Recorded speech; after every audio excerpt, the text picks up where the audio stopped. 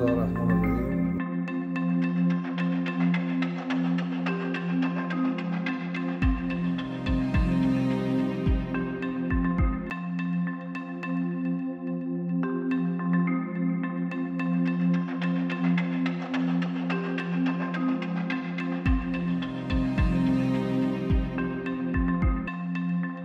از 10 سال پیش شاید بیشتر توی اینترنت گشتم دنبال آموزشم.